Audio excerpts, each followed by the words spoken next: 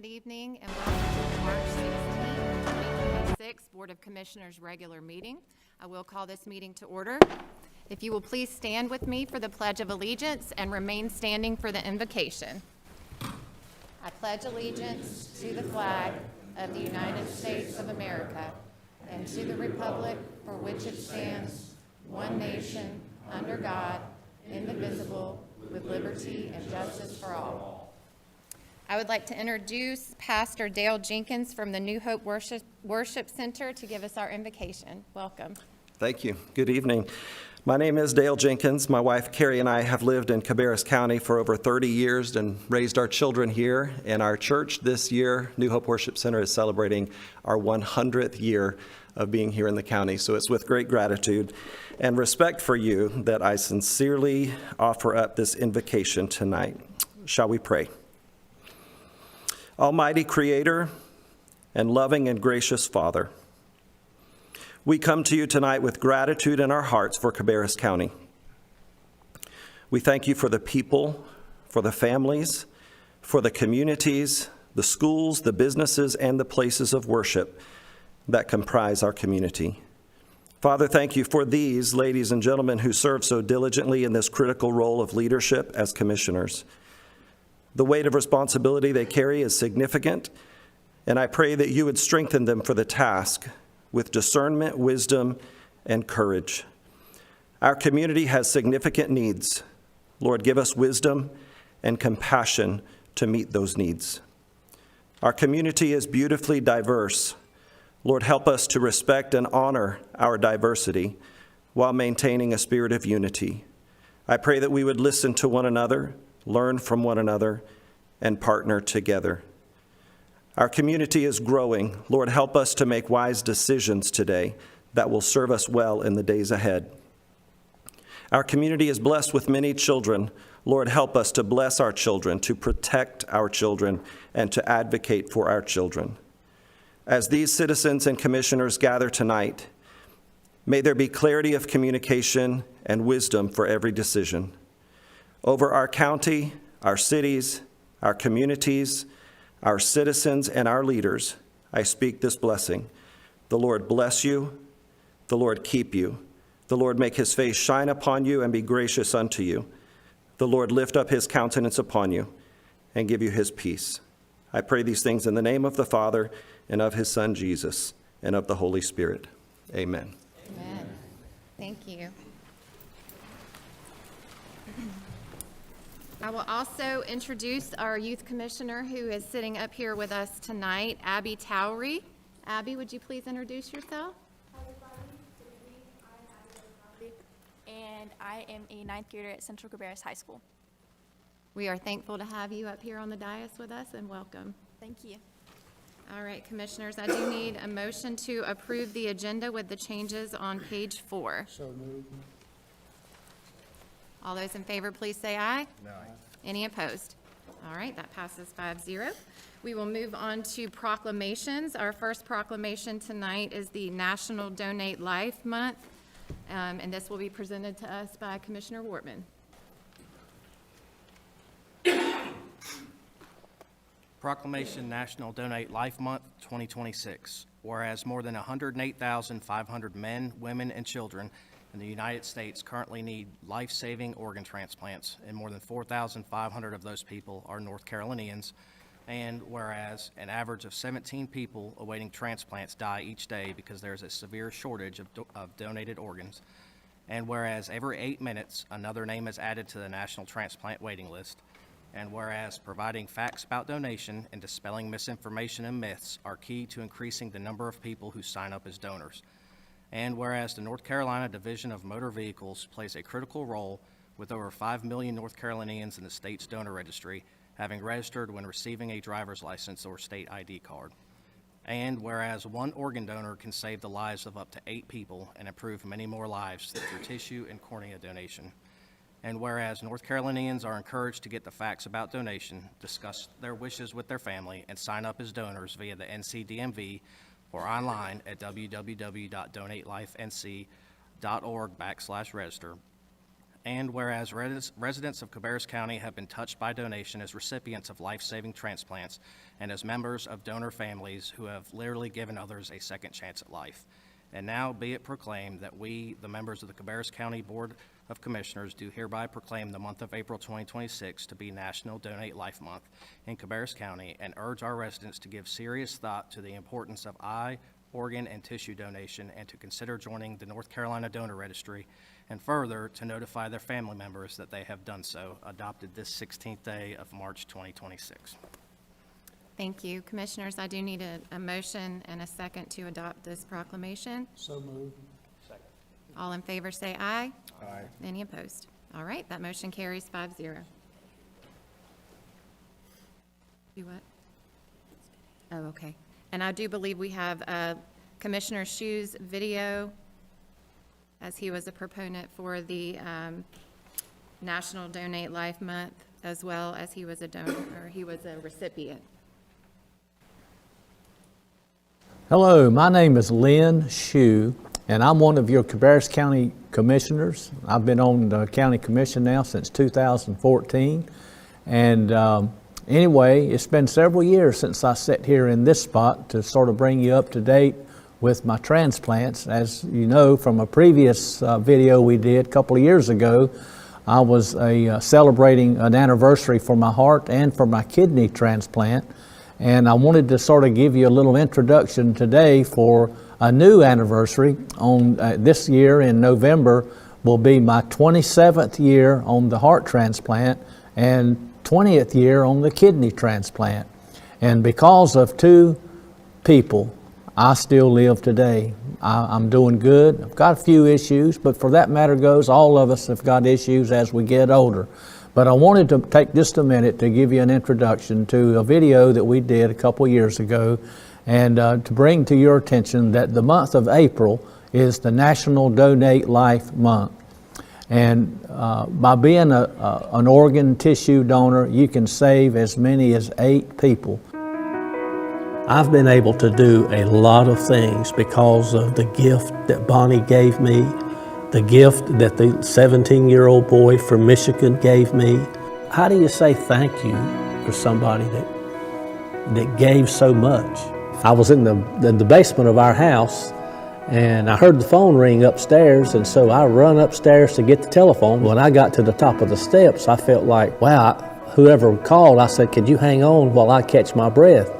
And I knew at that point something was wrong, so that's when I told Patty to go ahead and get me a doctor's appointment. I hadn't even been there in his office but about 5 minutes, and that's when he told me, going the way that you're going right now, he said, you probably got a month and a half, maybe 2 months to live because you're in severe congestive heart failure.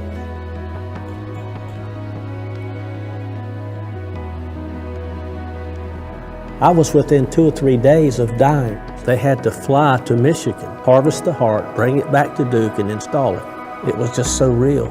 How that God how he reached down and he picked me up. Because I was checking out quick. I knew it. And there wasn't a thing I could do about it.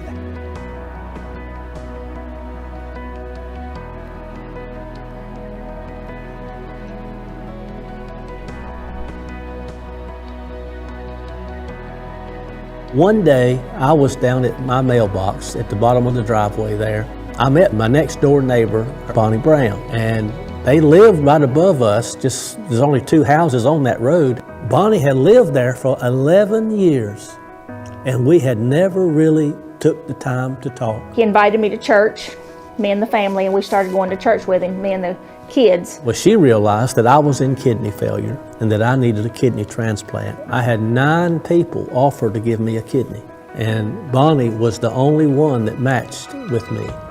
I told her, I said, Bonnie, I said, look, I said, you don't really have anything to gain but a lot to lose simply because your family needs you just like my family needs me. I said, so I want you really to think about this. And I said, if there's any way to get out of it, get out of it. I said, because it's a lot of risk. Well, she just said that she just couldn't get out of it. She had to do it. That's a wonderful feeling, able to give life to somebody. can't hardly describe it. It's just that amazing. Had Bonnie not come along and gave me that kidney 7 years after the heart transplant, I would have been gone. It is life-changing, but it's a good life-changing.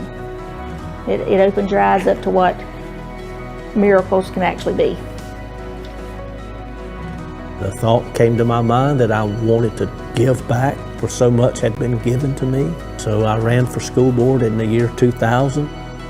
One of the reasons I love public service is because it gives me a purpose. It gives me a reason to get up in the morning. And I tell Bonnie all the time, whatever I accomplish in this life, you'll have a part of it because you helped give me life.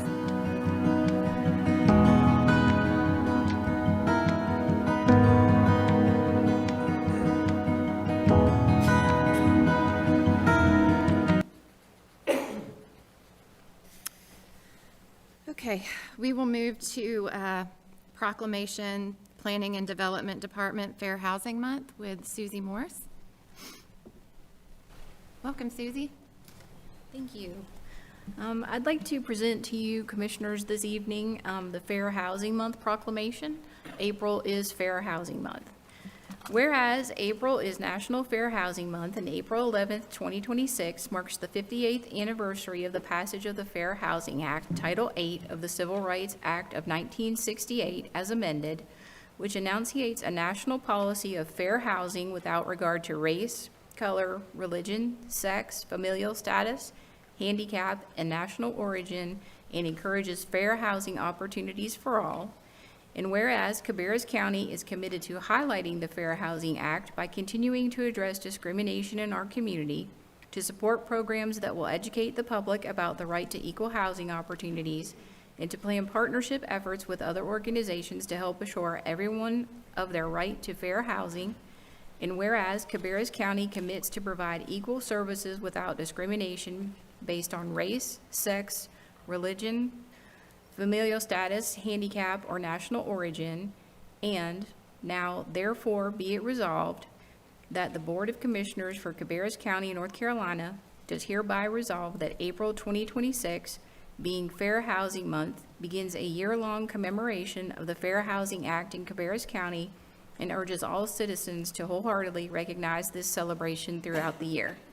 Adopted this 16th day of March 2026 by the Cabarrus County Board of Commissioners. Commissioners, do you have any questions or comments? All right, I do need a motion and a second to adopt this proclamation as presented. So moved. I'll second. Okay. All those in favor say aye. Aye. Any opposed? All right, that proclamation passes. Thank you so much. All right, and moving on to recognition of the Sheriff's Office, we do have an award of the North Carolina Law Enforcement Accreditation presented by Sheriff Shaw. Good evening, welcome. Thank you, Madam Chair. Commissioners, good evening. I'm excited to come before you with good news. The Cabarrus County Sheriff's Office has just completed a significant milestone. On this past Friday, March 13th, we were awarded the North Carolina Law Enforcement Accreditation for our agency. We're only the third sheriff's office in North Carolina to complete this task since it was created several years ago. It is a 2-year process, so it's not something quick and simple. It's not a rubber stamp by any means. To become an accredited law enforcement agency in North Carolina, we had to be in compliance with 116 different standards. So we had to comply with the standards, and we had to have policies that addressed each one of those standards, and we had to provide proofs that confirmed we were doing what we said our policy says. So we did that with the help of a lot of people. I have some with me tonight.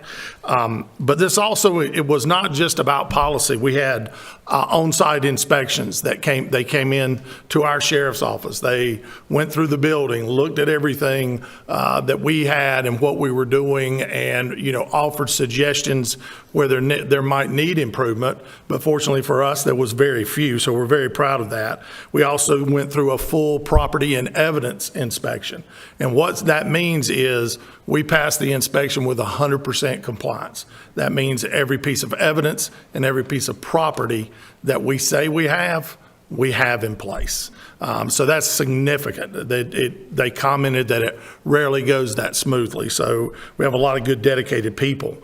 There was also a public comment period that allowed the community to be able to comment with the assessors and receive their feedback, which was important. And we're very proud of this.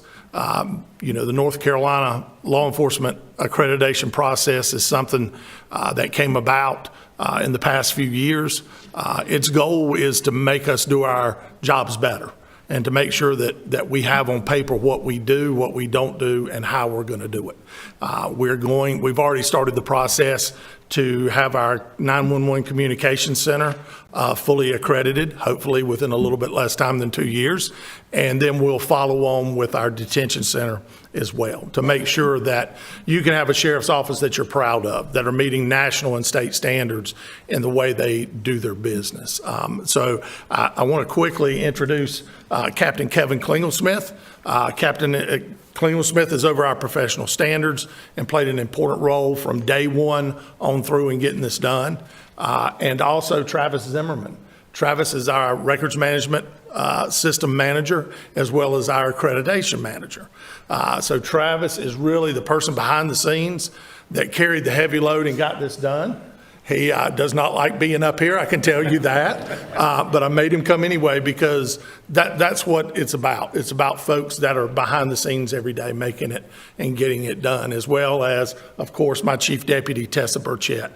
She was a big part of it as well and picked up anything that needed to be done, and we got it done within the time constraints that we had to. So just wanted to come to you and share some good news. We're excited. It's a significant milestone. So, and of course, the support that y'all provide is what helps us be able to accomplish these things, because a lot of them do require funding. A lot of them do require ongoing, type of operations. So we really appreciate your support as well. So thank you very much.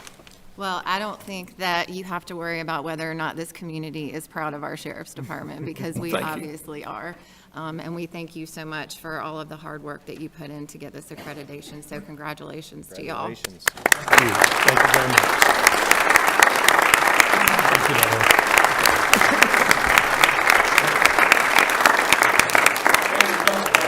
Thank you very much.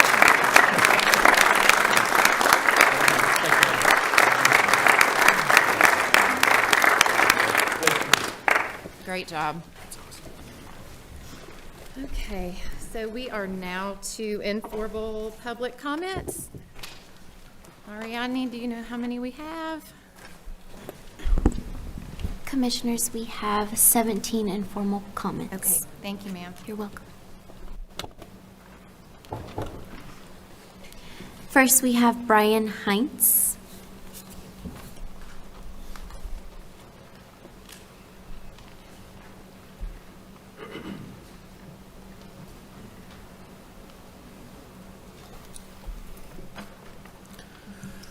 Good evening.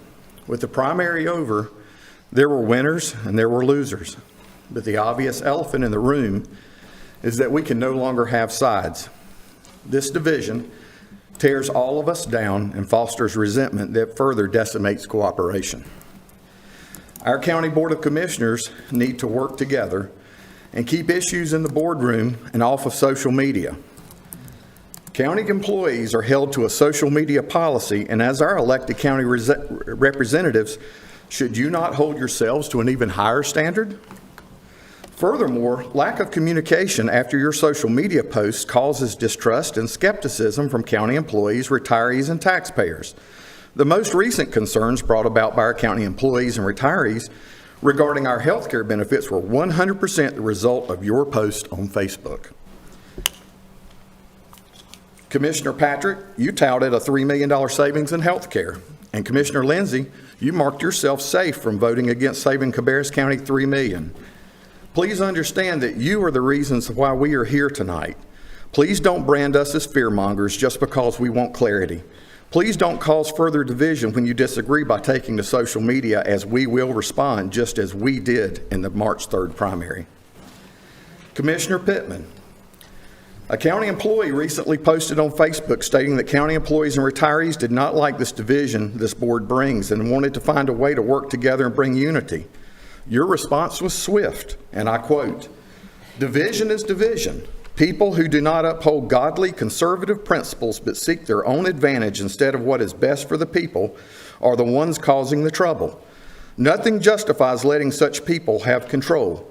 Unity and working together with such people is a pipe dream and would be irresponsible for true conservatives to do," end quote.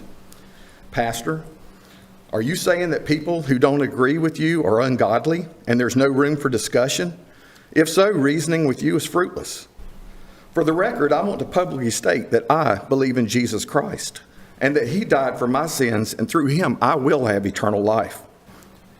Secondly, I want to remind you of Matthew 7, verses 1 through 5, specifically, "Judge not, that you be not judged." Jesus warned us about unrighteous judgment for some wrongdoing that we ourselves are also doing, and in Matthew 7, verse 2, Jesus warned us about being overly critical and harsh judging, for in the way you judge, you will also be judged. Just remember, regardless of who sits in these seats in November, you should all treat each other with civility and act with humility. We want to trust you, our elected officials. Help restore confidence in this board, do the right thing, uphold the county agreement for employee health care, and just remember, we are alert, we are watching, and your actions now will be reflected in the November general election. Please make the next few months positive and productive. Thank you.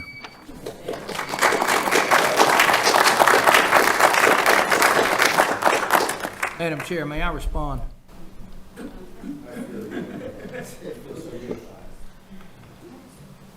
may.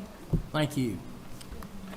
First place, I had no idea who the person was who posted something I was responding to.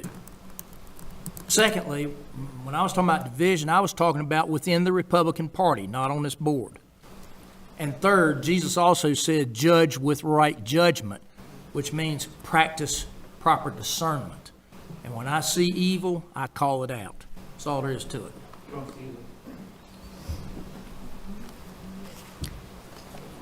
Next we have is Randy Buckwell.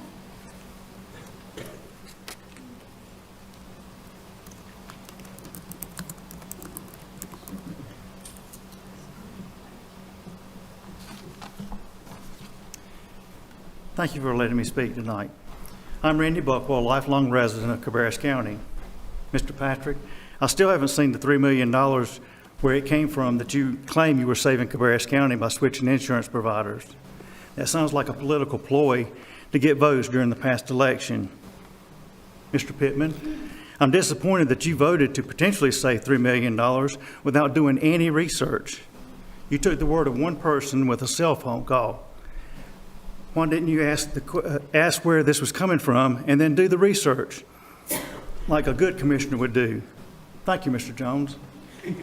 After doing some reading, it appears that by serving the state senate for 12 years, you and your wife have your insurance paid by the taxpayers of Cabarrus County for life. You don't have to go on Medicare like the rest of us. The retirees and many of us employees paid for our insurance after retirement till we turn 65 by giving up multiple vacation days a year. If you make us pay for our insurance, do you plan to pay us for the vacation days that we gave up? Don't take this from the people that have earned and paid for it. After serving the NC Senate, you are eligible for a retirement plan of over $6,000 a year. That's over $500 a month, paid for by the Cabarrus County taxpayers, and that's for life. I'm sure you checked to see if that didn't affect your benefits before you ran for county commissioner. Only you know the answer to this. I'm also throwing this out there. Since you are a pastor, part of your salary isn't taxed. Plus, if you live in a parsonage, you don't pay property taxes. I hope that you pray about your decisions when voting what is best for Cabarrus County. Miss Lindsay, I'm not sure what demons and horrible things you were talking about last month, but I agree there are demons, and we must be aware and prepared. First responders see horrible things almost every day. and we have to live with it for the rest of our lives. Speaking for myself, I've been a volunteer fireman. I kicked in the door of a burning house where 2 children lay dead just inside the door. I was the first on the scene of a motorcyclist who hit a guardrail and lost his arms and legs. How about seeing a child that's in their car seat dead from a vehicle crash, and the person that caused that crash walking around unhurt? There was an 81-year-old man that had never been to a doctor before in his life until his daughter made him go. The doctor told him he had cancer and only days to live. He came home and used a .308 rifle under his chin. These are just a few things, and there's many, many more. Our first responders see these types of things almost daily. We have many county employees, mechanics that keep our vehicles running, custodians that keep our buildings clean, and others that take pride in their job to keep our county running. I challenge each of you to work a day with each department and see what they do. Maybe you will grow a new appreciation for our county employees. Madam Chair, may I respond?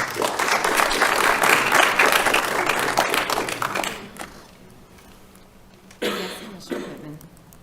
First place, I was never in the North Carolina Senate. I was in the North Carolina House for a little over 11 years, not 12 years. I am on Medicare.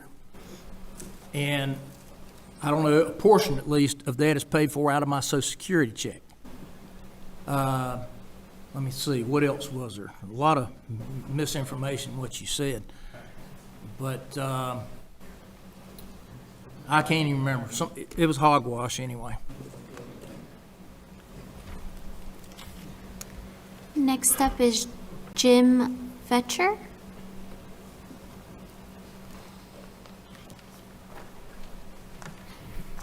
Good evening, and thank you for affording me the opportunity to speak to the board about an issue which I think is very important to Cabarrus County. I am Jim Fetcher, president of All Aboard Charlotte, a part of Carolina's Association for Passenger Trains, and we are a 501c3 nonprofit organization. We are an organization of citizens dedicated to improvement and expansion of passenger rail service as part of a balanced transportation policy. All Aboard Carolinas was established in 1982 and not affiliated with Amtrak or any state DOT. In 2023, the North Carolina DOT Rail Division implemented a new timetable, adding a 4th Piedmont train, providing service between Charlotte and Raleigh. In an effort to achieve a Charlotte to Raleigh travel time of under 3 hours, 2 trains dropped some stops, including Kannapolis, Salisbury, High Point, and Burlington. The regular scheduled trip time between Raleigh and Charlotte is 3 hours and 10 minutes. The trains would skip Salisbury and Kannapolis, and others save only 12 minutes from the regular schedule. 12 minutes is saved by denying passengers in Spencer and Salisbury more travel options. This skip-stop scheme has a direct impact on Salisbury and Kannapolis and the surrounding area. For example, the scheme limits the ability of someone coming to the VA in Salisbury for an appointment. It limits the ability for a family day trip to the Transportation Museum in Spencer or to Salisbury. Students returning home or to school in Greensboro, Durham, or Raleigh have limited options. For Kannapolis, it limits the ability to work late in research campus. For both cities, it limits the opportunity for leisure or business travel. I feel it's important that the service we all pay for with our tax dollars is available to all who want to use these services. We want to see all trains make all stops. We have made our comments clear to the North Carolina Department of Transportation Rail Division staff at various public meetings in Kannapolis and Salisbury, and our comments have fallen on deaf ears. The only way we're going to get to correct this situation for our local politicians as you to contact our North Carolina state senators and representatives and ask them to pressure the Rail Division to reinstate all stops for all trains. Putting direct pressure on the NC Rail Division will also help. The Rail Division updated the Burlington City Council in a work session early this month at the Piedmont Awareness Campaign. Rail Division Directors Jason Orthner indicated presentations are possible with other stops along the corridor in the near future. Stakeholders such as Salisbury, High Point, Kannapolis, and Cabarrus County should request meetings to get the latest updates and ask questions of the Rail Division. Putting pressure on the NC DOT Rail Division to have all trains make all stops costs Cabarrus County nothing, but puts better train service available for your citizens. Along these same lines, Harrisburg would like to build a new station, but if the North Carolina DOT folks won't guarantee all trains stop there, why should they build it? Thank you for your attention and your consideration, and I've handed out some packets with further information.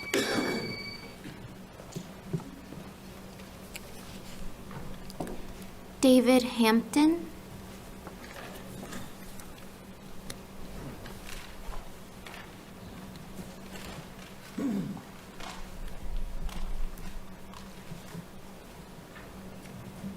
Good evening. I had a paper printed out and my printer wouldn't work, so I'm trying to read off my phone, so if things come out wrong, it's because of the phone. I'm not here to scream and call names. I'm here for employees. It seems like any time the subject of cutting money comes about, employees seem to be the target for those cuts. We have some of the best, if not best, departments and employees in the state, and it's been proven time and time again. Pretty much every department has been recognized statewide, nationwide, and even worldwide for some of their programs. This is areas of performance, ingenuity, cost savings, and even more areas. It seems some think that being a county employee is a dream job with all these benefits. I can tell you that working as a county employee is the same as working with any other company. You still run into the same things and the same problems with ups and downs. Being a county employee at times is like a roller coaster ride, with a lot depending on the Board of Commissioners at that time. I worked for the county for 32 years, the last 10 years as a department head, and I can attest to that. You never know what you're going to get until you hear what the commissioners have to say. Are you going to get a COLA that year? Are you going to get a raise that year? I remember the last 3 years I worked before I retired. We didn't get any kind of benefit or raises. Obviously, the better the employees are treated, the better the quality of the product. And in this case, better the service that is provided. And this is obviously Business 101. If you have happy employees, content employees, you're going to get better product, you're going to get better service, and you're going to get better performance out of those employees. As far as in benefits, Cabarrus County employees earn these benefits. They're not just given, they earn these benefits. And retirees have already earned them and guaranteed them. The only way that we can provide,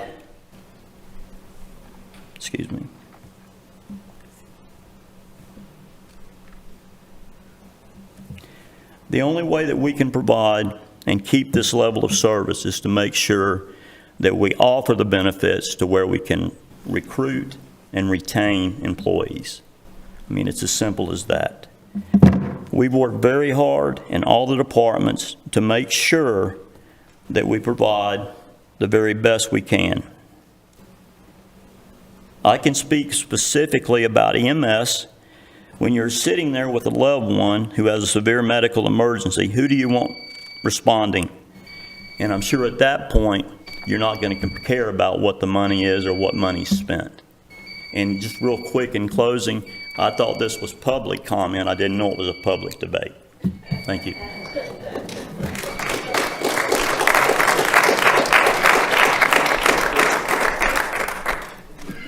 Jerry Anderson.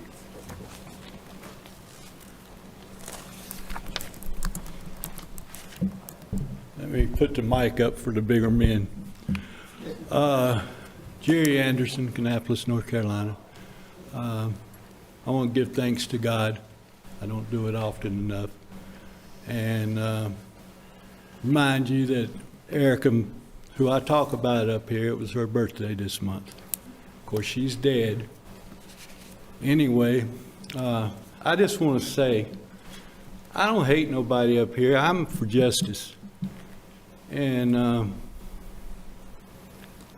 my granddaughter was taken out of my house for no reason, and that's the truth. And I'm sorry y'all might call it harassment coming up here every month. Some people call it harassment for asking the question, why did you take my daughter?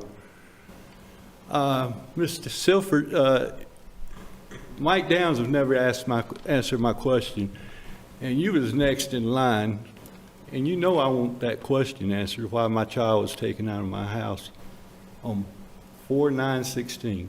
That was a great day in my life, and it's been 10 years. And you can't get me the answer yet? Or tell me why I can't get it? And more questions that are not answered, there's more questions. And right now, I think you need to talk to me in some kind of way, because I think you got 2 corrupt social workers working right now. People don't know this, but my grandchild was black. And when these social workers, second time around, come into my house, I'm a Republican Christian. And what they thought, I knew it was bad. But they turned around and took the kids out of my house once they took an intake I didn't know they was doing, and they lied on it. And these kids were taken out of my house after a 5-month investigation was done by a white manager, and told me everything was fine as long as the kids stayed with me. And they took my child away from my daughter who lived with me. Don't make sense. They wanted that child so bad. Now, I know the NAACP wants black kids to stay with black families, but do they want them out of white families' life? Because we love that child. And I'm wondering what the hell's going on. And I'm up here just to say it was wrong for that child to be taken out of my life. Now, it's not about me, it's that child out there right now. What is she thinking? Never seen her again. Jeter Anderson.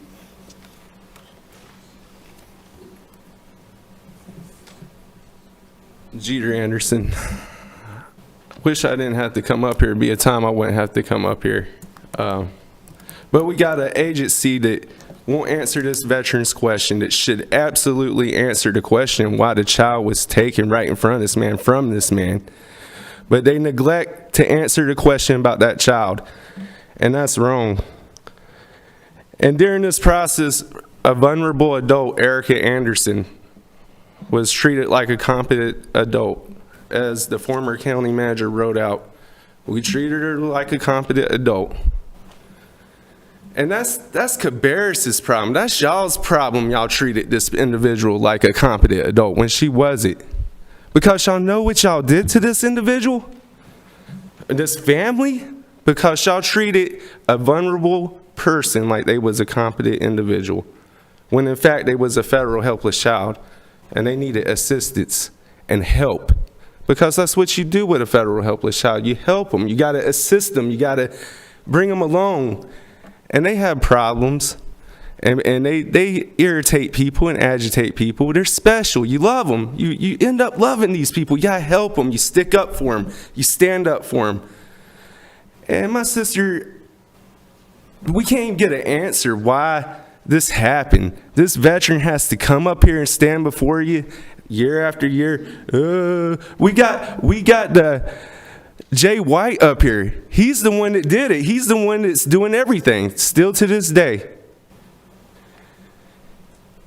We need to know why he would treat a competent, well, why y'all would call her a competent individual when she was a federal helpless child. And we need to know why this child was removed, taken from our house. Because if it was an animal or something, y'all would be all over it. There'd be an investigation. So I would like an investigation run on them questions, because this county wants to know.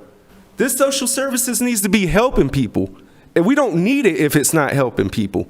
We don't need this social work. If they're there just to trap people and charge people and take their children and put us in that court system over there y'all built, and put us through an abyss of court and not even get answers? We don't need that.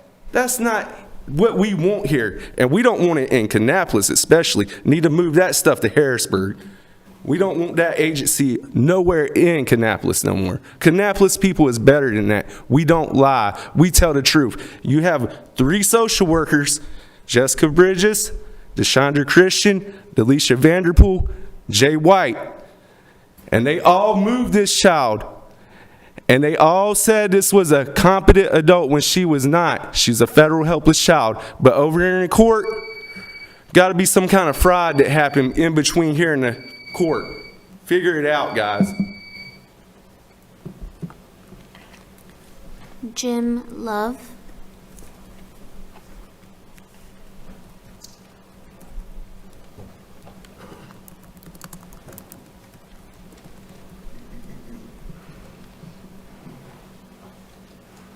Good evening. My name's Jim Love. I'm a 42-year resident of Cabarrus County, moved up from Stanley County, so I guess that's moving up in the world a little bit sometimes. In November of 24, I had the honor of speaking at the groundbreaking for the Stephen Morris Behavioral Health Center. That day reflected the county's commitment to improving community mental health. For the past 6 years, following my own mental health crisis, I've worked in advocacy and speaking in small rooms, providing suicide prevention training, and serving on a mental health navigator helpline.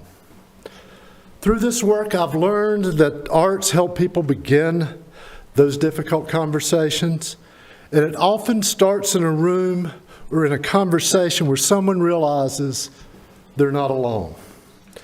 From there, the work continues with families trying to hold together and having access to the care that makes that possible.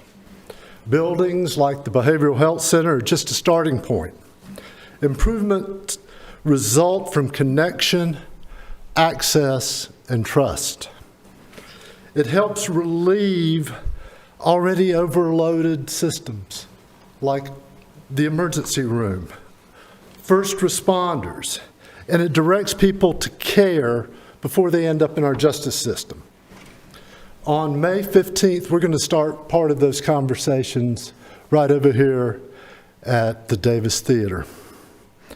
We will present a program called Words to Live By with a group of local speakers and performers.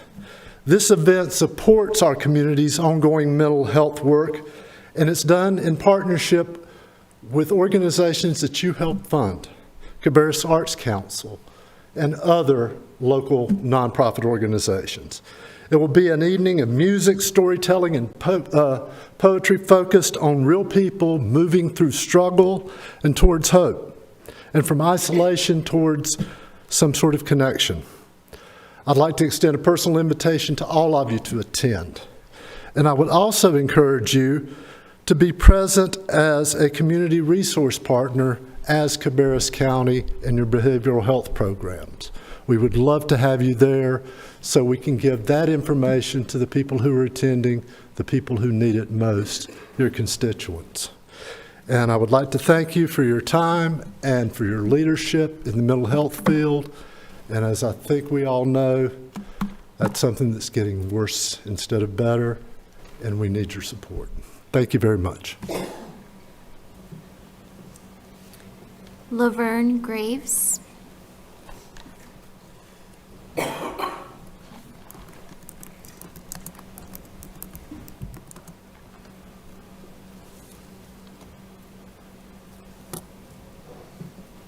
Evening blessings.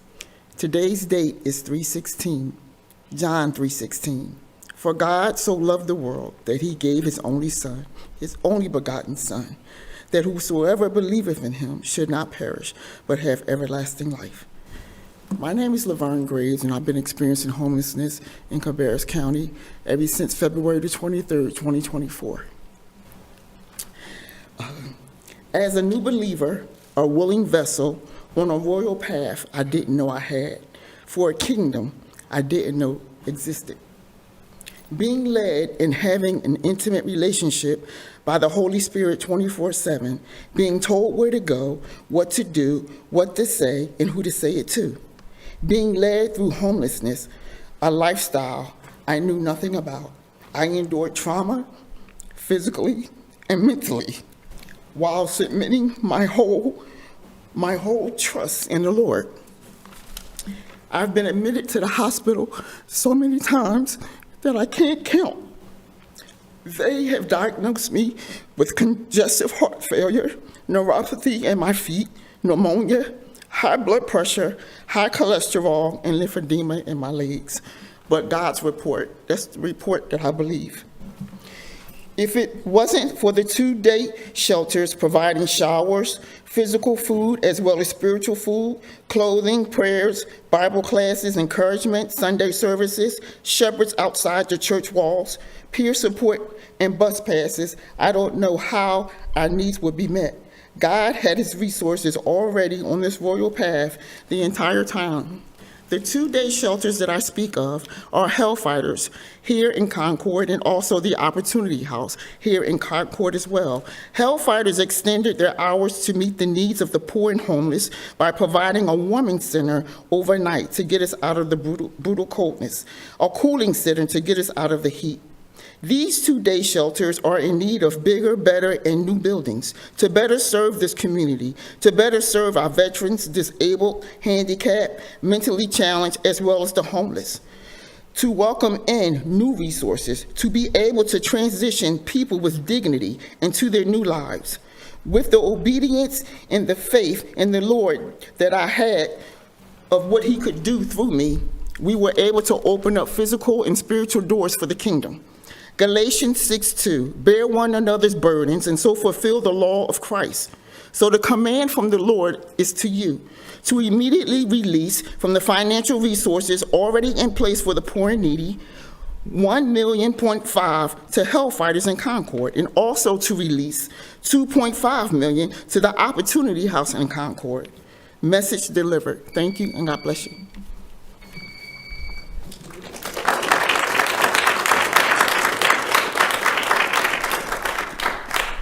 Bertina Dixon.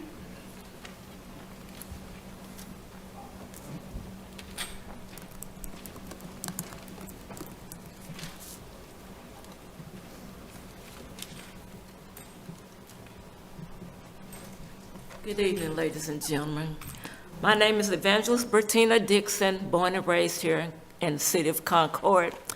At the age of 38, I would have never thought that after a week from going to the eye doctor that I would have went completely blind in one eye.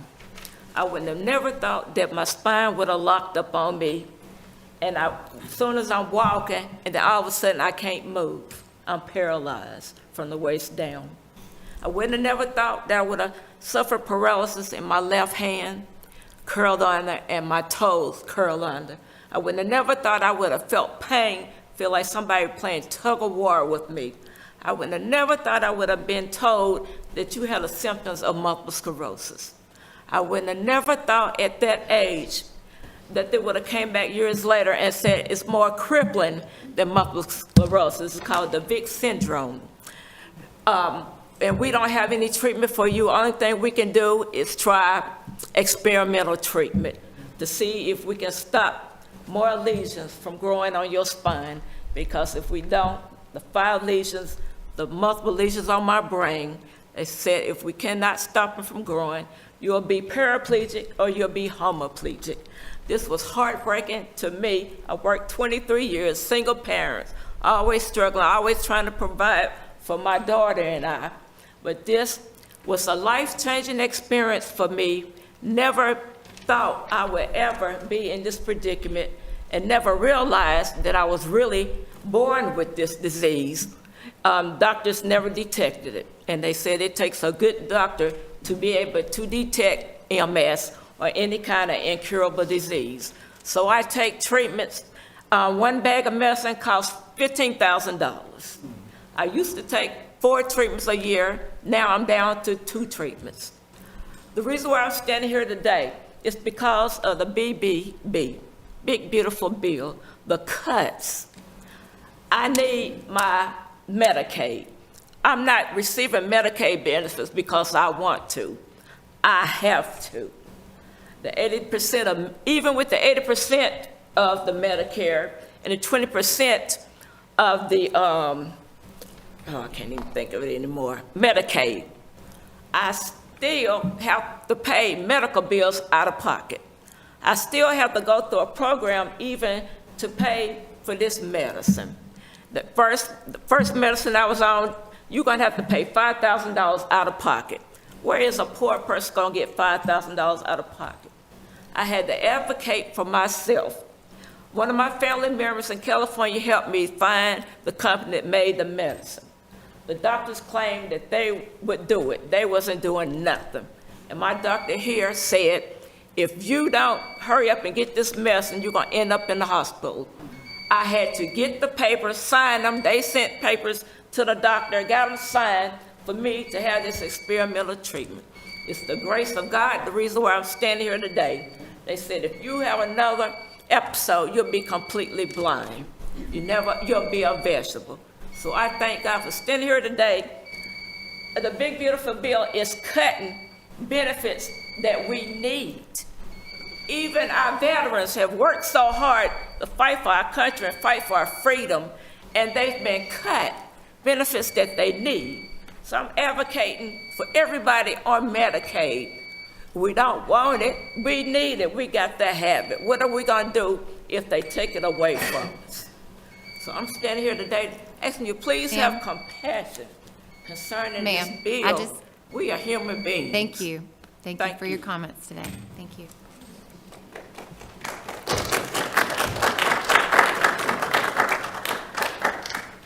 Robert Mitton.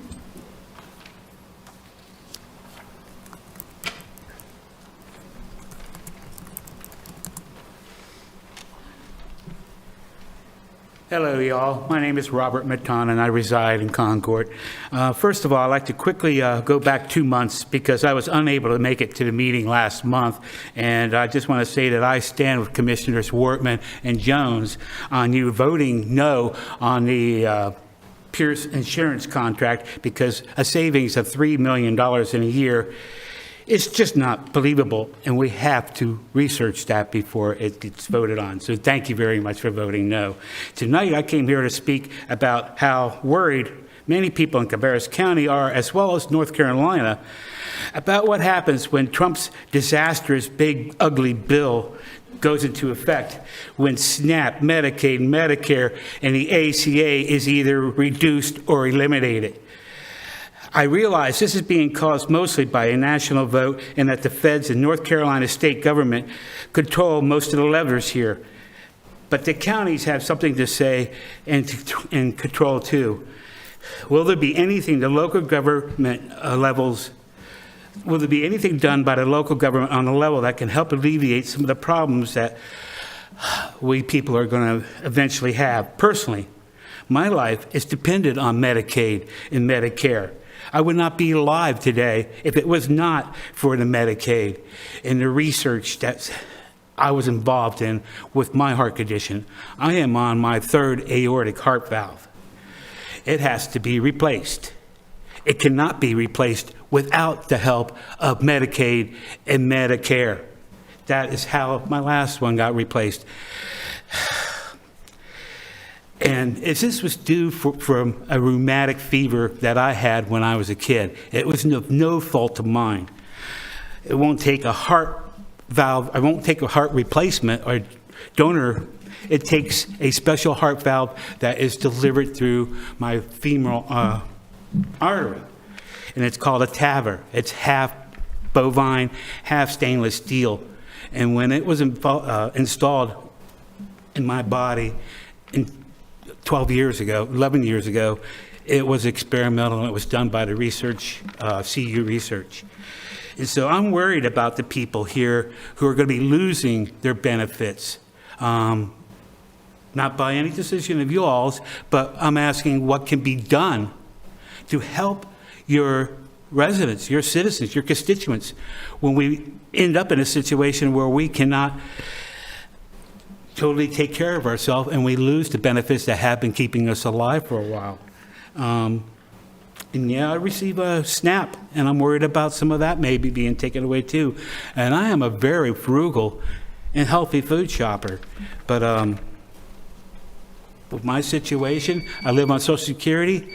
I only get $1,000 a month. I live on less than $12,000 a year. There are a lot of people like me who are in need of help. And we got to figure out what's going to be due, and I'm asking y'all as to what can be done locally for people in the dire situations like we're going to be in. Thank you very much for your time.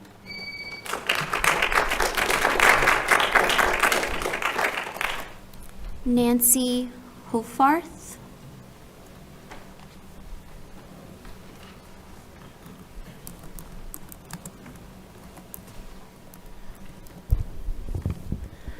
Good evening, Commissioners and those viewing this meeting online, and thank you for this opportunity to speak.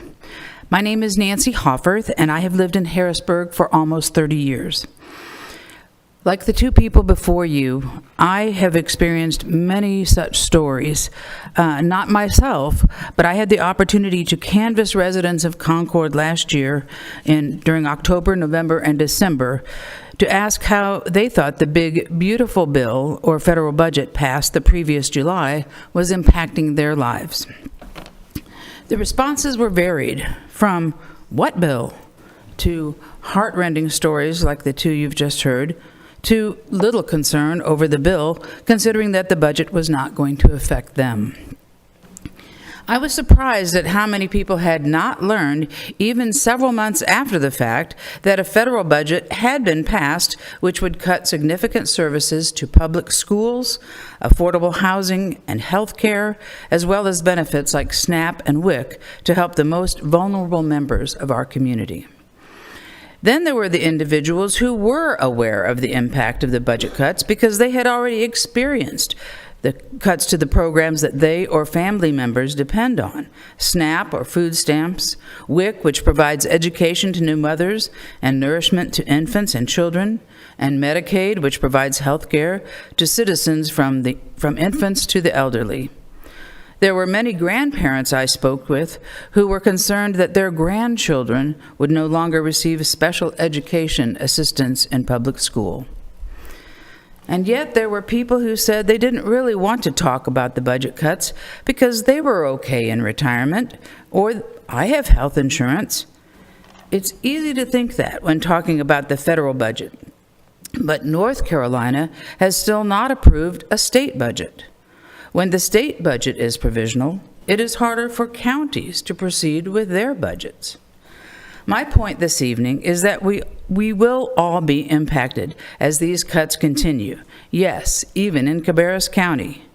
And it is important that county commissioners and staff make public the budget impacts to cuts in our services. Our responsibility as citizens is that we are aware of the impact for ourselves and others. Since the county will be on the hook for these cuts, why not work with citizens and work together for solutions? Thank you.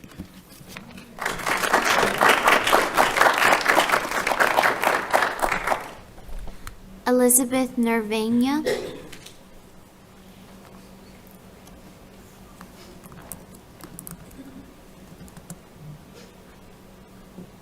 Good evening, Council. I too am stuck on my phone tonight, so bear with me. Elizabeth Nervania, Midland Town Council. Anytime I get a chance to come up here and kind of represent the constituents of my town, I try to do so. Chairman Lindsay and Mr. Pittman both know, because they were at our last town council meeting last week in Midland, that we're having some issues with schools and some concerns.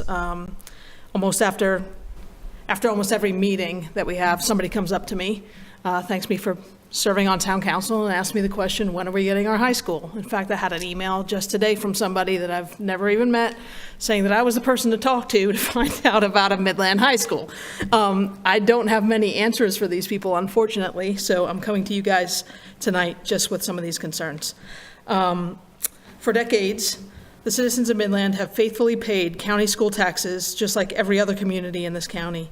Yet after all these years, we still do not have a junior high or high school to show for it. Instead, our students wake up earlier than all the rest of the students in the county and have to come home later because they must travel to Concord or Harrisburg every day to go to school. That's time taken away from them for their homework, for sports, for jobs, and for family life. Parents juggle transportation challenges, and students spend hours of their week simply getting to and from school and communities, in the communities that themselves are sharing with us are already facing overcrowding challenges. Midland is not asking for special treatment, we're asking for fairness. The county has already purchased and allocated land for a future Midland high school. That move alone shows that the need has been recognized by this board. Yet recently, we learned that the project to build a high school in Midland has been pushed down to number 12 on the school board's list of priorities. We've met several times with our school board liaison for Midland. We've been in different positions about where our project falls in lines with the needs of this county, and all of a sudden, we're basically off the list yet again. And that's difficult for our community to understand. At the same time, we're hearing some rumors of a potential bond package that is being considered that would be approaching $500 million for our school construction projects in the county. Midland residents would be paying taxes toward that debt just like everyone else. Yet as it stands, the funds in that bond package would not even contain enough funding to even begin the early stages of work on a high school for Midland, since we're so far down the list. Midland supports education. We support investment in our schools, and we understand that school construction decisions ultimately rest with the school board and not this board. But we also know any large bond referendum would require broad support from communities across the county to succeed. And if Midland is being asked to help carry the financial responsibility, our citizens will understandably want to see their community finally being included in the plan. Just asking you guys for your help at this point. Again, we know that this is a school board matter, but the voice of the county commission definitely carries weight. So your support, advocacy, and encouragement for meaningful progress on a Midland high school would be deeply appreciated by the residents of Midland. Thank you, guys.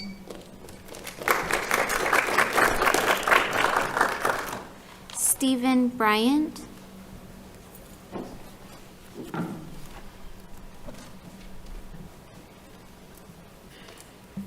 Good evening, all. Stephen Bryant, resident of Concord. Cabarrus County serves nearly 240 residents who depend on local government services, education, healthcare, nutrition assistance, infrastructure, and public safety. Cabarrus government and county schools significantly rely on federal and state funding to deliver essential services to our community. The United States government budget cuts, the BBB, for services Cabarrus County administrators are becoming increasingly unpredictable and have created uncertainty about the continuation of critical programs, including supplemental nutritional assistance, SNAP, Women and Infant Children Program, WIC, Medicaid, and funding for public education. These uncertainties create cascading impacts on Cabarrus County's ability to plan, budget, and deliver services to our residents who depend on it.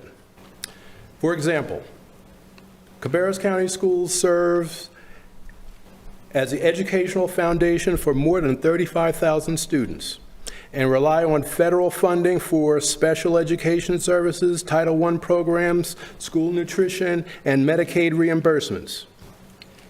In North Carolina, the State Assembly has not yet passed a comprehensive state budget, forcing states and agencies, including the Department of Public Instruction and local governments, to operate on continuation budgets that do not account for population growth, inflation, or increased service demands. This lack of certainty for state funding also creates cascading impacts on Cabarrus County's ability to plan, budget, and deliver services our residents depend on. There's a lack of reporting at the county level and a lack of public access to the data used to make these decisions that impact residents of our county. Cabarrus County residents have a right to understand how decisions are made by federal and state governments affect their access to local services through Cabarrus County.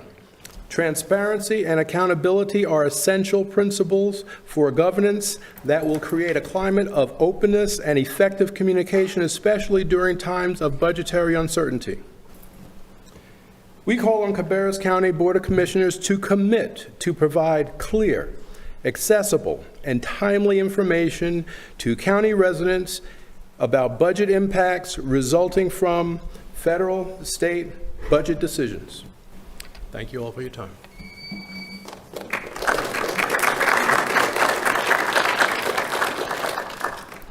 Ingrid Nurse. Good evening, Commissioners. At the meeting in January 20th, they mentioned about boards and decisions. You ask people to apply for boards. It's the application process, questionnaire, etc. There is an application process, appointments to boards like water and sewer. So qualified people in our community have a fair opportunity to serve. Many residents are concerned about this position that appears to have gone to a friend rather than a fair review of all other applicants that might have applied. The public expects transparency and decisions based on qualifications, not connections. Our community also cares about real priorities, helping people transition from homelessness, help our homeless transfer into housing. Properly, supporting animals and rescues and shelter, and making sure education and teachers receive the support and fair pay they deserve, as well as our first responders receive fair pay, and of course our retirement personnel receive their benefits adequately. We simply want leadership that considers these needs of the whole community. Thank you for your time, and please remember the whole community, because I'm for the people, by the people, I am the people, and they have concerns. Thank you.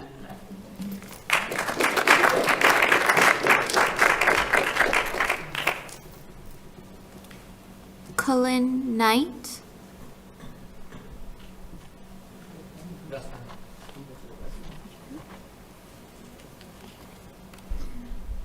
Jean Chandler.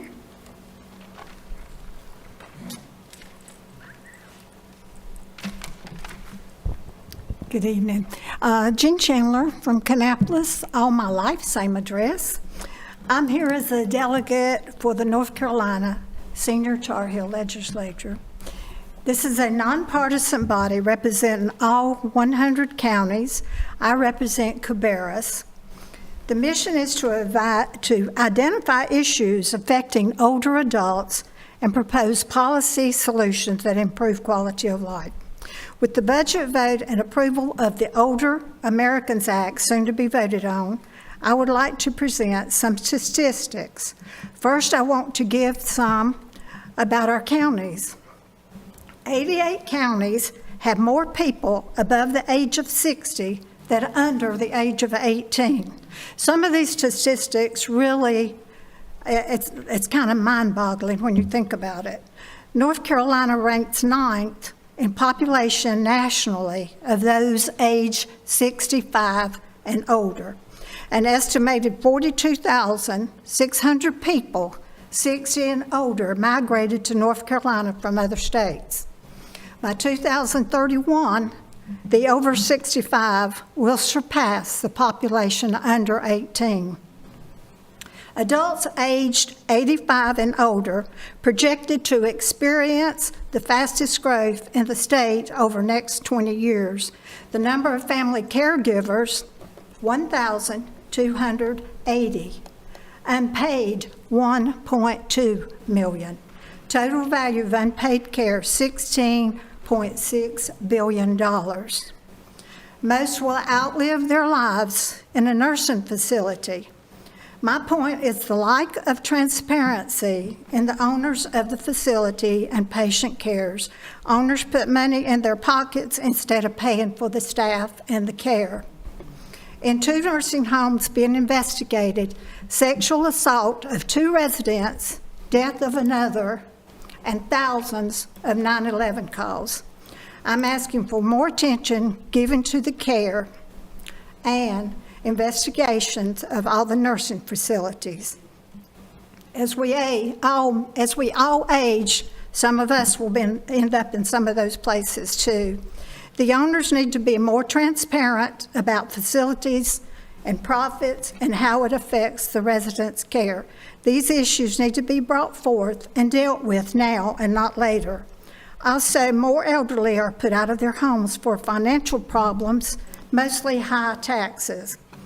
This is an issue that we all need to remember because we're all getting older, and I'm one of those seniors, and that's why I promote some of this. And when I was elected this position, it was because I work in some of the nursing homes, and the seniors only have 3 choices. They can buy medicine, they can pay their taxes, or they can go to a nursing home and lose everything. Please remember that on the budget.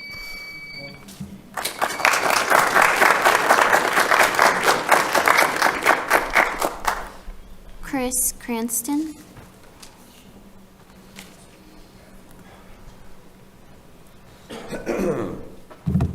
Good evening, Cabarrus County. Thank you to all the taxpayers. I'm here representing the common Cabarrus County citizen who has no idea this meeting is even taking place. They are much too busy raising families, trying to afford ever-increasing rent and mortgage payments, healthcare costs, energy to warm their homes, and gas to operate their vehicles. I know, due to the fact that I was also too busy and not paying attention until roughly 2 years ago. But I digress. Inflation is up. Taxes are up. Insurance costs are up, and who is going to cover the costs in their homes and the shortfall for government overspending? If you said the same taxpayers I mentioned earlier, you're correct. The taxpayers are left covering all rising costs while receiving 0 additional benefits.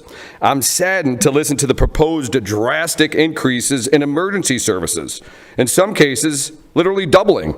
Understanding we already have one of the higher tax rates in the state, we taxpayers are paying for the ambulance. We pay for the operators, including their well-deserved salaries, all their benefits, their uniforms. We pay the mechanics, the land, and the buildings to store them, and of course the increased fuel costs to drive every mile needed. Now we are all set to charge the taxpayer to make up the differences that Medicare and Medicaid will not. In fact, they aren't even paying what we charge now. So when you charge us even more, guess who's making up that lost revenue?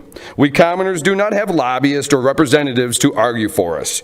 You want to lead the state in being first, or at least one of the first, to raise emergency service rates, and not just a little. Specialty care rides going from $1,381 to an astounding $2,697. That's well over $1,000 above the average for curious minds. Rides requiring life support are proposed to jump from $1,199 to a staggering $2,282, which would also be $1,000 over the average of the county surveyed, which includes Iredell, Mecklenburg, Rowan, Union, Catawba, Lincoln, Gaston, Wake, Guilford, and Randolph. Leading the state in the most expensive emergency services isn't what I mean when I say I want to be a leading county for the state to use as an example.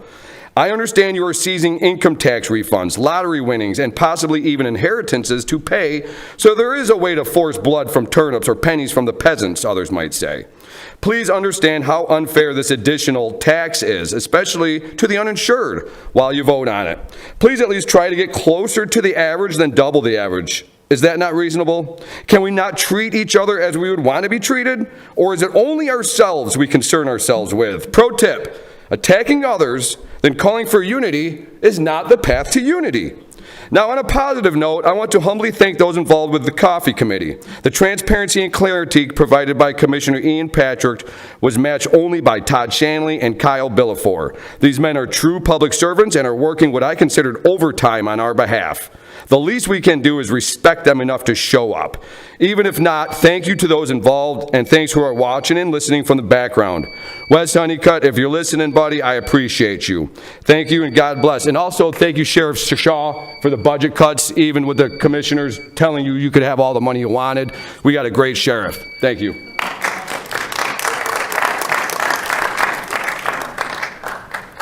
Cullen Knight.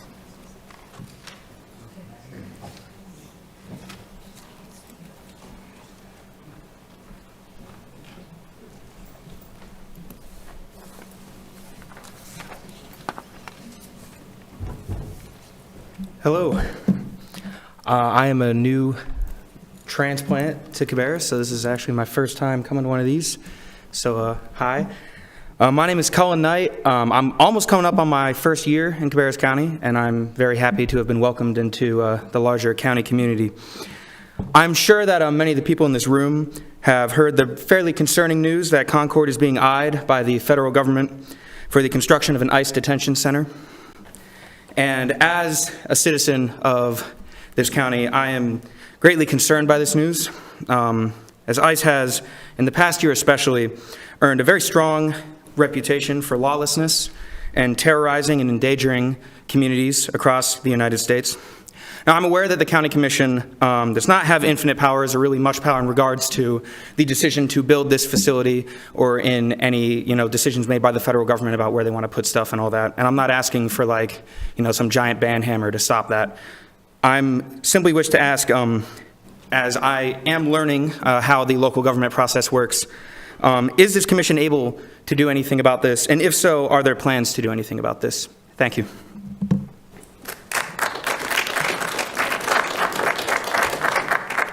That is all. Thank you, ma'am. You're welcome. All right, commissioners, I do need a motion to approve the consent agenda as presented. So moved. Can I get a second? Second. Any questions? All those in favor, please say aye. Aye. Any opposed? All right, that carries 5-0. We'll move on to new business.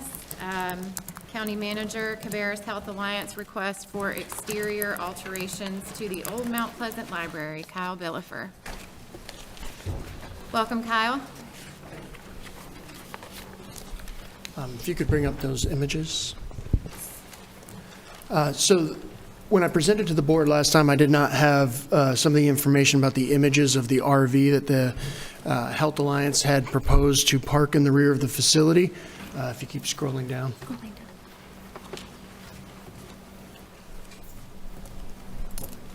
That is the images of the RV. So I guess that's also subjective on your viewpoint, but where they're looking at putting it, we came up with 2 or 3 different options. We did meet with the town of Mount Pleasant. So they are having, Health Alliance is having their engineer look at a couple options on where to park that. It has to be in the rear of the facility, but one of the options we were looking at is, when I say in the rear of the facility, in between the back parking lot and the facility, if we can make that turn. So they'll be looking at all of that, and they'll bring it back to staff, and at that point, as long as you are okay, staff will just work with them on the direction that given based on the engineer and the town of Mount Pleasant's approval.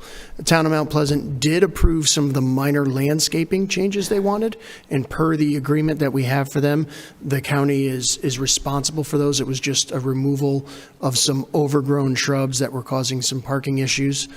We took those out and put some low liers in, and the town was very happy with them, as was Health Alliance. So unless I hear something different, I'll just move forward with Health Alliance. Commissioners, do you have any questions? No? That is the one that I saw. That's what. Yeah, how could you miss it? Yeah, I couldn't miss it for sure. But that is definitely to expand services down there. When I say that, it's to actually be able to see more folks at one time while on site. Okay, I do need a motion to approve the concept of the exterior alterations pending zoning approval and county staff approval. So moved. All right, any questions? All those in favor, please say aye. Aye. Any opposed? All right, that carries 5-0. Thank you. Thank you, sir. Okay, we will move on to facilities design and construction, presentation of guaranteed maximum price. Number 1 for Progress Place renovation. Did you all have any questions for Mr. Miller regarding this? Okay. All right, I will take a motion to approve the guaranteed maximum price for Progress Place renovation. So moved. And a second. All right, all those in favor say aye. Aye. Any opposed? No. All right, that motion carries 4-1. Thank you. Thank you, sir. Okay, and we will move on to number 3, County Manager, Retiree Health Benefits. Kelly Sifford. Thank you, ma'am. What you have before you is the current language in the Cabarrus County Personnel Ordinance pertaining to retiree health benefits, and there are several categories depending on when an individual was hired and when they retire. Before you, I have an option to affirm that language for, I guess, reduction of confusion on the subject. Okay. Commissioners, do you have any questions or comments? I know I had reached out to you about this. There was a group of employees who actually reached out. They did, because I know at our budget retreat, we made it clear that the retirees were going to be left alone, but there is a group of about 50 that fall in that 1997 to 2003 range, but they are still working. They're getting ready to retire. They're not. And so that's why I know I'd asked for this, because I wanted them to see it up there. And I think it says, let's see, it says employees hired between these dates and whom have continuous employment with the county until the date of their retirement from Cabarrus County will be vested to receive county-paid health plan and life insurance coverage. So it's just to clear up that they were included with that. So. Yes, sir. Thank you. Any other questions or comments? Anybody? Okay. So what I do, this is just a recommended affirmation. So the Cabarrus County Board of Commissioners hereby affirms that the current personnel ordinance language pertaining to retiree health benefits. Do I need to make any kind of motion on this, Doug, or just the affirmation of it? I don't think you need a motion. The personnel ordinance says what it says, and if there's no further discussion or questions, I think you all are voicing on the public record, as you said, that you simply intend to follow the ordinance as written. And we do, and we thank you, and we affirm that. So thank you very much. All right, so we will move on to number 4. So this is a rules of procedure. This was actually brought up to me on Friday. So we had changed our rules of procedure to not have virtual participation in our meetings. However, we do need to amend these rules of procedure for March 24th through May 31st of this year in order to have a virtual option for attendance as we go through the process of hiring a new county manager. Board, do you have any questions regarding this? Okay, so I do need a motion to amend the rules of procedure to allow virtual attendance at meetings other than those noted on the Board of Commissioners 2026 meeting schedule from March 24th, 26 to May 31st of 26. So moved. All right, any discussion? All those in favor, please say aye. Aye. Any opposed? All right, that carries 5-0. Thank you.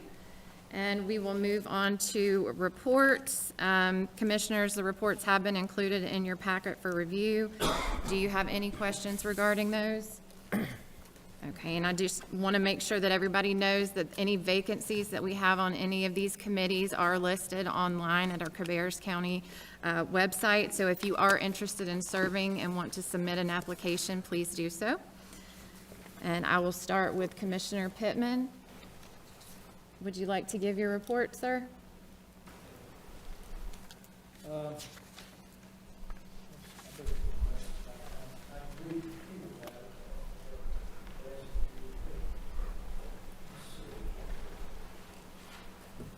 Attended a Midland Town Council meeting on March 10th. As Councilwoman Navenia stated, they expressed deep concern over the Southern or Midland High School project being moved down to number 12 on the list, to which I responded in complete sympathy with their concerns. I talked about the fact that, as she was saying, these kids are having to go all the way to Central Cabarrus or over to Harrisburg and all the way back, of course. And you already have the land there. Maybe you can't move it up to number 1, but I think it needs to be better than number 12. Of course, that's school board doing that. But I think we need to encourage them to get a move on and try to get that taken care of. They talk about, as she said, overcrowding in those other schools, and I know they have a big concern for Northwest area, which is growing, but Midland's going to be having some growth too, and I'd rather that we try to get them taken care of before that growth, is a whole lot more that you're still sending to Central Cabarrus and Harrisburg, and start as soon as we can getting a school built for them to accommodate all these students that are going to be coming into the area. So I was very much in sympathy with their concerns. It was announced also that Midland would be receiving a second LIDAR unit to aid in speed enforcement. It's amazing the reports. They have a sheriff's deputy there who deals with the Midland area, and she always reports on these things, and it's amazing the speeding they have going 24/27 through Midland. And they needed this second unit. It has been helpful to have one, but they felt they needed a second one, so they're getting that. I want to say, though, that the mayor usually gives me a time to speak in their meetings, and when I was asked to speak, I really didn't have much to report specific to Midland, but I encouraged them to be sure and contact me with any concerns or needs. And I can't remember if it was there or elsewhere, but I have, and many of you know, I have expressed the concern that a lot of the things that we worry about not having enough money for, maybe, if we were not throwing away money on things that's none of the government's business, we could take care of those things better, and the schools would be one of those. Then on this afternoon, I met with the Home and Community Care Block Grant Advisory Committee. They discussed allocations for 2026, which I have copied that here in my notebook if anybody wants to see it. They also discussed the authority of the state versus the county over transportation and funding by reimbursements. Some concerns there. I asked them if they had any message for me to bring to the county commission. Told them to be sure and let me know anytime they do, because I'm there to try to help them, even though I can't vote in this committee. I'm there to try to help them and make their needs known. And they stated that with all this list of organizations that they are responsible to oversee, that, there's a lot of needs there. And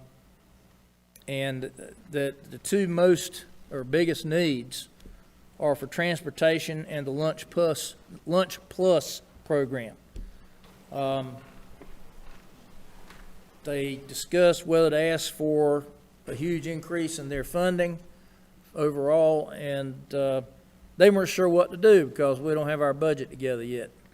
And so they decided to keep their funding as is until we see what the allocations are going to be. And they're kind of holding off on their next meeting until they get some word on that. But one of the things that I expressed to them was, as I started to say, I did express this to this committee, that if we didn't return 85% of taxes to big business, while these other needs are going wanting, maybe we could take care of those a little better. We need to stop doing that stuff. I've been saying that. We need to get rid of incentives. We need to get the EDC out of our budget. And we need to look through our budget and see if there's anything there that's not a necessity, anything there that's not government's business, and get rid of it out of our budget. We don't want to cut, salaries and that sort of thing for staff. But there are things in that budget that don't belong. We need to get rid of those and stop giving money back to the big companies that don't need it, and use some of that money to help fund some of these needs, because they're trying to help people who have a real need for help under this committee's oversight. And we need to make sure we focus on the needs of our people and not some rich fat cat big company getting their money back. Thank you. Thank you, Commissioner Pittman. Commissioner Wortman? I attended the Centralina Regional Council in Charlotte. They had a lobbyist there they just brought on, and they were defining the goals of Centralina Regional at that meeting. And for those that don't know what Centralina is, it's a group of 9 counties is the cohort that we're involved with. And sometimes it's easier, it carries more weight going into legislation if 9 counties come asking for something than if just one. So that's how they work together. I have the Centralina Regional Workforce Development tomorrow. The rest of my meetings are at the end of the month. But Kelly and I did attend on March 7th, the North Carolina Extension and Community Association banquet that they have yearly where they present the big check. And they had 24,115 volunteer hours, and that equaled out to be a savings of $838,960 for the county. So it's always very impressive what that group of people does, and the massive reach that they have in Cabarrus County. And one of our speakers tonight was talking about the elderly community, and a lot of the people on Extension are hitting that age, but they're still finding 24,115 hours to give back to the community. So that's very impressive and very respectful of them, and we're always in awe at how much they save for the county. So. Thank you, Commissioner Wortman, for your update. Commissioner Jones, did you have any updates, sir? I have no updates. All right, Commissioner Patrick? Yeah, in my notes here. So Water and Sewer Authority of Cabarrus County, we had a meeting on the 19th.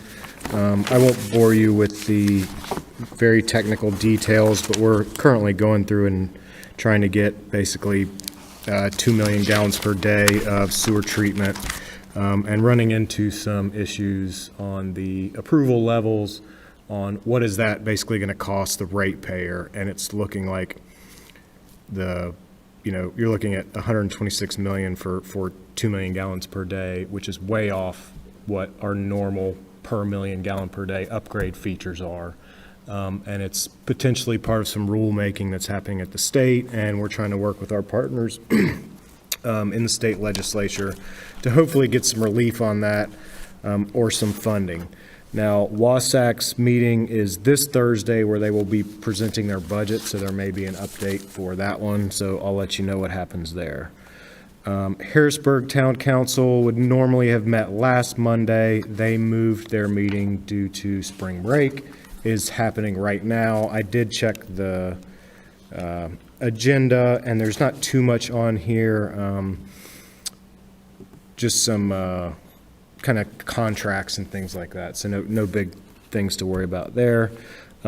Active living centers was supposed to be this morning at 11 a.m., and they canceled that as well because of the weather, so they're going to reschedule that. Planning and zoning for Cabarrus County happened last week. There was one item on the agenda. It was a Board of Adjustment legislative matter. They did get that taken care of, but we had an issue with having enough people show up to the meeting so that they had a quorum, or really a voting quorum, because that requires a 4/5 vote, and so they wanted minimum 8 members. I know that you all, before I joined, had appointed some additional members so you wouldn't have that issue. I don't know if it's the case, but I think that probably the issue was that it was spring break, and so I would recommend that P&Z change their meeting calendars next year so it doesn't occur during the spring break period, so we don't have that issue anymore. I don't think it was because some of the members weren't available. I really do think a number of them were out of town. And then finally, I did the Centralina Region F Aging Advisory Council. A lot of good stuff out of that. There's new Medicare Savings Program income guidelines have been published for 2026. They talked about the senior Tar Heel legislative updates, which we also got an update from one of the speakers tonight. Also, comprehensive Medicare guide program, and then a really great program, the Veterans Directed Care Program. That's basically so veterans can stay in their homes when they have medical issues. So there are some really good programs out there. I know we had I think she's left now, that was trying to get some help with some medications and through Medicare and Medicaid. And so those are some programs that we all talked about that a lot of people just don't know are available. And that group would be happy to talk with anybody. Again, just like Commissioner Wortman said, we're sort of a regional alliance, and we're F, and so we're Stanley and Mecklenburg and Rowan and Cabarrus, and they will talk to anybody if you need support with anything. And then they also discussed the transportation guide as well, and so there's some good benefits available there as well. And that takes me through my meetings. Awesome. All right. So this month, our animal shelter video is a little bit different. So we are going to highlight the fact that Cabarrus County has its first animal chip reader at the animal shelter. And this dog is not up for adoption. He's mine.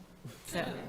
Hey y'all, this is Rhett and Commissioner Laura Lindsay, and we're here today to introduce you to the new way that CabCo is helping to reunite families with their pets. We've installed Cabarrus County's first microchip station here at our animal control. With one scan, this simple tool will help streamline the process when pets are found. Here's our shelter manager, Julie Retiree, to help show us how it works. So if a found dog comes up here, all you have to do is open this box. The scanner is attached to a pretty long string, so you could pull up with a car, park here, keep the pet in your car. If you have a leash, put them on a leash and bring them out here. You hit the button here to turn it on and hit it again to start scanning, and it'll tell you that it's reading. And all you do is you wave it up against the dog's back and it'll pop up with a chip number. You do want to give it time though. It may not always pop right up. You want to scan the whole back in a zigzag motion and make sure that you're catching all the frequencies that it reads. When you get this number, it's going to stay on the screen. You might want to snap a screenshot of it with your phone real quick so it doesn't go away on you. You're going to scan this QR code. That's going to take you to the pet microchip lookup tool online, and you can type in the microchip number there and it will bring up a series of companies that the chip is registered with. It'll tell you which company to call.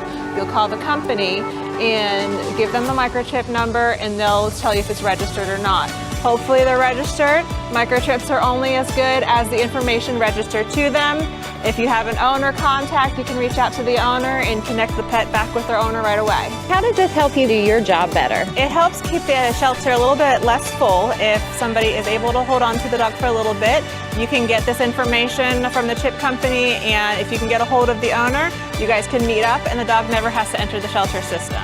Find the simple self-service station right here at Animal Control.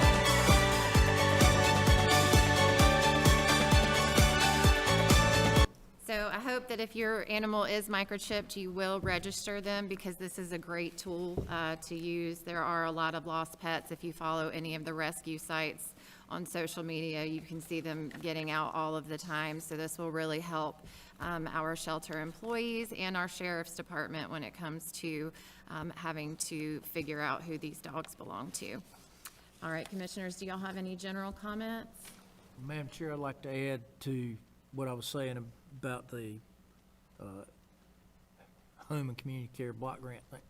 I neglected to mention that in discussing their needs, they pointed out that, they have folks who are regular users of the transportation and lunch plus services and all, but they told me they have 160 people on a waiting list that they can't service because they don't have the funding to add that many more people. So there's another thing where if we quit wasting money, they might be able to do that. Also, I'm sorry if I was out of line answering those people earlier, but when you lie about me, I'm going to answer you. And I remembered what the guy said that was also not true about me not paying taxes on my ministry income. Well, I'm a retired minister now, so I really don't have that much of ministry income. But throughout my ministry, I always paid estimated taxes on all of my ministry income, including any cash payments. I know probably a lot of ministers don't do that, but if you pay me cash for a wedding or a funeral, it went in a ledger and I included it on my estimated taxes every year. So, sorry, but I ain't just sit here and let somebody lie about me. And he's probably lucky my wife didn't get up and answer him. Thanks. Commissioners, any other comments? Okay.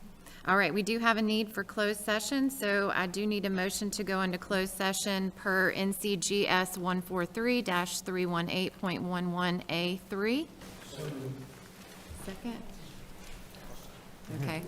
All those in favor say aye. Any opposed? All right, that carries 5-0.